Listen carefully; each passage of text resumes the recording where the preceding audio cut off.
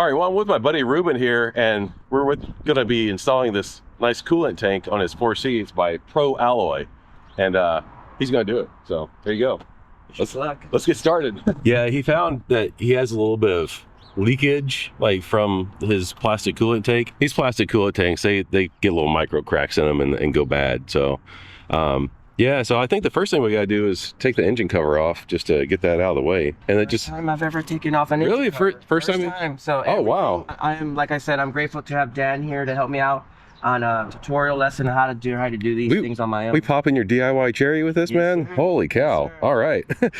Yeah, it just lifts like straight up. Like it's got little rubber things that like pop in there. Damn. And just, yeah, they just pop so straight up. And then it's completely, got, right? Yeah, and it's got the ones on the back too that just kind of lifts like straight up. There you go. There we go. Yeah. All right. First step done. Next is suck out whatever coolant is in the tank. That way, whenever we disconnect it, it doesn't make a whole bunch of mess. Okay. I have a little pump. So this is a regular pump that you can get at any Yeah, that one's from Harbor Freight, but I mean, you can get those at Amazon, wherever, anywhere really. I mean, it's just a little hand pump for sucking fluid out of something. You know? Awesome. Yeah, just start pumping. It's a good pump. Of course, the pump's gonna be, the hose is gonna get a little bit moist. Yeah, try to like reposition this a little bit, like get it down all the way down there in the bottom.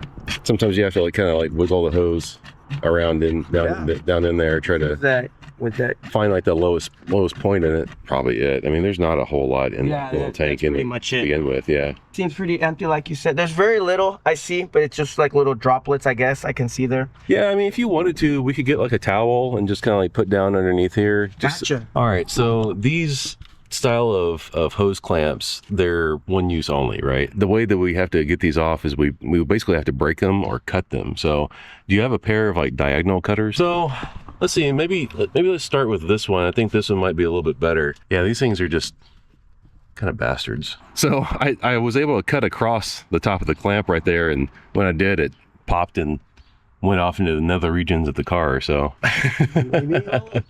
if you pull the hose off the tank though, you can probably just slip it off the end. Booyah. Yeah, there it is. There you go. Yeah, so like I was saying, like sometimes you can grab them and like pull them to the side and it'll pop like the side of the clamp, or you can try to cut it across the top like I did with that other one. So I think you got it loose enough now that you can like pull that hose off, and then when you pull the hose off, it'll just come off the yeah, there you go.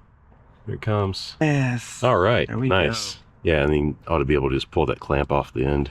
And we'll replace it with just regular like worm drive clamps. It's got some more hoses that are on the bottom, right? But we can't really get to those until we move the tank itself.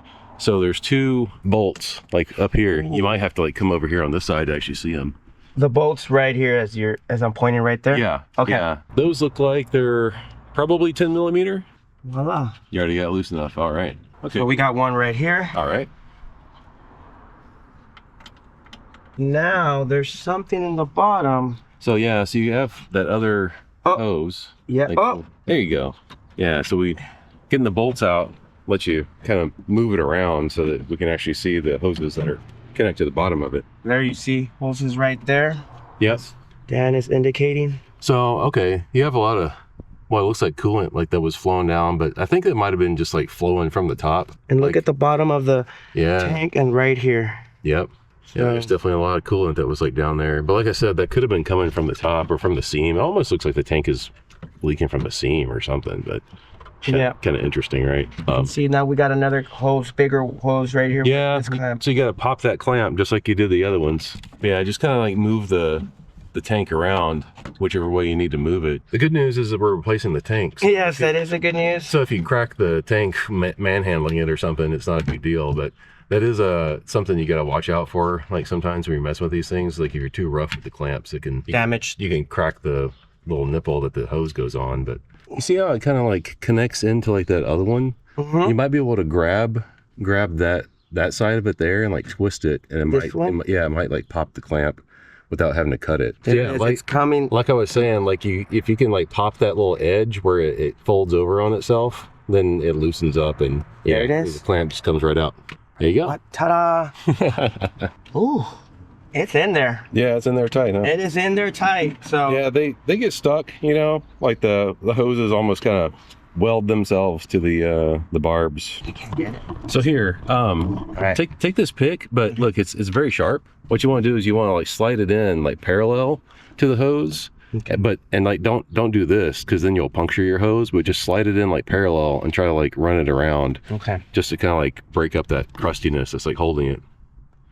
Yeah, see if you can get it down in there a little bit more. Yeah, there you go. Okay, that's good. Now I kind of like wiggle that around. Yeah.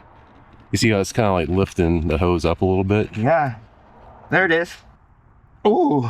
Yeah, if you can go just like all the way around the hose, like doing that, it'll probably like pop right off. Here, it's coming. Okay, cool. Coming, Dad. All right, cool. There you go.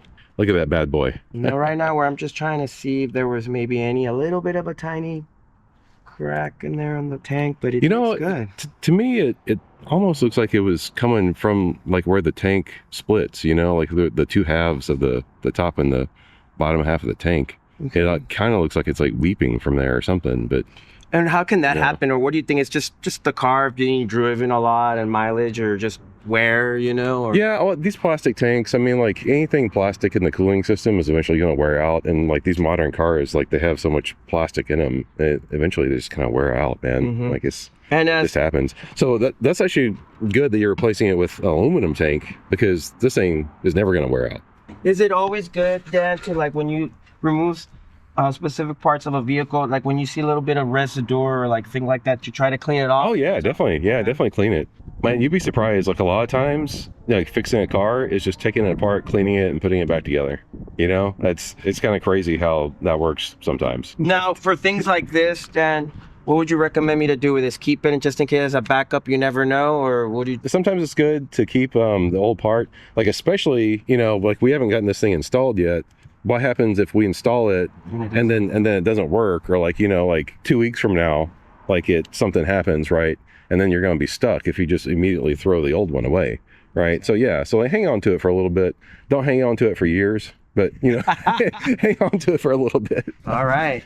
Okay, yeah. So let's just get this bad boy in there. Just the opposite of how we took the other one out. So start with that larger hose. The larger hose on the bottom. Oh, you know what we need to do before you shove that all the way on? We got to get a hose clamp for you. Oh, to put on there. Of course. Yeah, so you're going to put the hose clamp on the hose first, and then kind of get it, don't snug it, but we definitely need to like take some slack out of the hose clamp, because that hose clamp's a little bit bigger. I'm a little disappointed, like the kit for this guy, like all you got was just the tank. Yeah. You know, and like they probably should have given you some hose clamps, because they know that the factory hose clamps are one-time use only. You can't reuse those things. Yeah, isn't that little swivel ratchet nice? Yes, I love it. Thank you for that. I have two tools that I just absolutely love. Like one is my electric ratchet, and the other tool is this little swivel head 1/4 inch ratchet from Icon. Yeah. It's so useful. Okay. Now, just to ask you right here, just to be sure, because, you know, like myself, I'm learning this. Is this still too loose or a little bit more tight? Because I want to make sure before I apply or insert the... Maybe even loosen it up just a little bit. And yeah, just loosen it up a little bit, because whenever you shove the hose onto the barb on the tank, the hose is going to expand out a little bit, you know? So you don't want to like clamp it down there like real tight. But... Let me see. I can see that I can move it like this. Okay. Around. That might be good. All right. We'll find out if it isn't. You might even want to kind of slide it back a little bit. Slide the hose clamp back a little bit. That way it's not in the way. Okay. Because if you see it on that barb, it's got like a little bit of a ridge on it. So like whenever you shove the hose on there, you don't want the clamp like providing any resistance, right? You just want to shove it on there cleanly. Here it goes. See if you can slide the hose clamp forward. No, I can't slide the hose clamp forward now. Okay, yeah. So like I was saying, it's good to know. It expands up a little bit, right? Yeah. So yeah, you need to loosen that hose clamp a little bit, and then you can slide it forward. Yeah. Now you got to get it back up on that little bracket. Does it feel like it's hitting something, or? It feels like. Yeah. See, like this guy right here. Okay. That's what that's for. That. Oh. You see that little rubber grommet thing right there? Yes. Yeah, so like that slides down into that. And that. Thank you for pointing that out. Now let's see if I can get it to. Oh my goodness. You can't really see what you're doing, right? Yeah, I like, can't. Oh, I can kind of see from this angle. It looks like you're there. You like kind of just shove it down in there. Mm-hmm. Yeah, that thing's rubber, so you might just have to push it a little bit. Yeah, put your bolts in next. No, that's good. Uh-oh. Yep, that happens. So I see it. You see it? Okay. That's the good thing. All right. That's a magnet. So yeah, that end is a magnet. Wow. Kind of looks like almost a snake for the toilet. Yeah, right? Yeah, look at that. Everyone needs to get one of these just in case. Yeah, those little magnet things are a lifesaver. Now, part 2, take 2. Let's see if I can not. Kind of like you got it. Yeah. Okay. Yeah, and that's good. I like the fact that like you're screwing it all the way down with your hand. It's old school. You know, I know, yeah, because a lot of people will try to like put it on with a tool or something, and it gets cross-threaded. You got to first do it with your hand, old school, and then use the tool to exactly make that adjustment. Now let's do the other one. Now that it's kind of hopefully the other one's easier. Oh yeah, but it seems like it's just it's tight squeeze in there. Yes. All right. Now you can see. You can look in there with it. Yeah. Now it's just tying it up.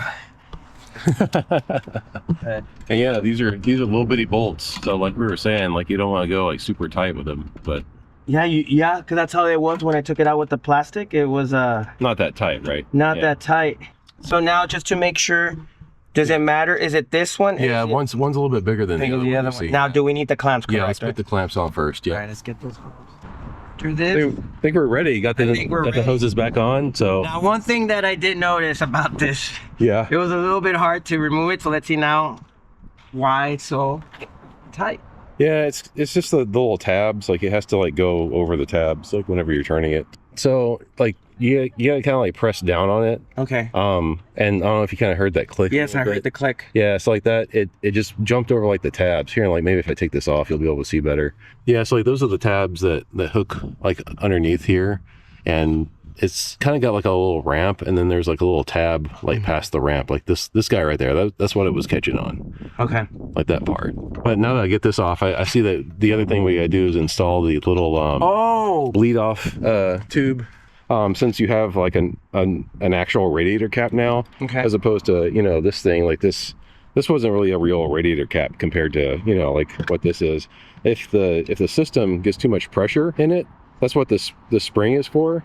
Like that spring will actually let the system bleed off pressure if it over pressurizes. Wow. So yeah, and that's what that little tube is. Like this little tube, you'll connect to there and just kind of like stick down, and you'll just direct it away from the car. It just direct it down like kind of behind the tank or something. That way, like whenever if it does squirt any coolant out, it'll just kind of like put it out back that way, away from like the engine and stuff. You know what I mean? So like what's really cool about this tank is that since it's all black, you can't see in it, but they provided a sight glass so you can actually see how much coolant you have in the tank. Oh yeah, it's funny, we got to use Mopar coolant in your Italian car. Yep. But that's the way these Alfas are. If you look at the old tank, the min and max line is kind of like right in the middle of the tank there. Yeah. So that's kind of what I would shoot for, like on the new one, just kind of fill it up where it's about halfway. So because you don't want it low, but you also don't want it like all the way to the top. No, you don't. The cooling system does need room for expansion. Oh, come over here, everybody. Yeah. Look at this. Awesome. Yeah. Oh, that's nice. That's really cool. Sealed. There you go. All right, man. Thank you so much. Dan. Yeah. And going step by step, and this is a good learning for myself, that now I know that if I ever have to in the future have to do this again, I can always go back to your content. Yeah, exactly. Yeah. Hey, that's half the reason why I film things, is just so I can go back and like see what I did. Yes. One of the things I emphasize when I spoke with Dan is that sometimes we rely a lot on dealerships and mechanics, but sometimes everybody says YouTube's there to help you. But also, if there's someone that is experienced and has done this and is also a 4C owner, it's good to have that oversight that he can help me and get better at this, because at the end of the day, we all have to learn how to do maintenance on our own vehicles and not rely on others. But thanks to him, though, he's like a good mentor. And like I said, appreciate that, man. Thanks. We can continue to work together on projects and hopefully get a chance to hang out with the 4C crew in the future, near future. Being able to do a DIY on your car just gives you like a stronger connection to the car, doesn't it? It does. Yeah, right? It does. Yeah, get your hands dirty, Yeah, and it wasn't that dirty. Look, you can see it's not that. Yeah, it's not bad. Yeah, this job was pretty easy. Yes, it was. Thank you all so much. Have a great day. Yeah, thanks. Thanks for watching. Bye.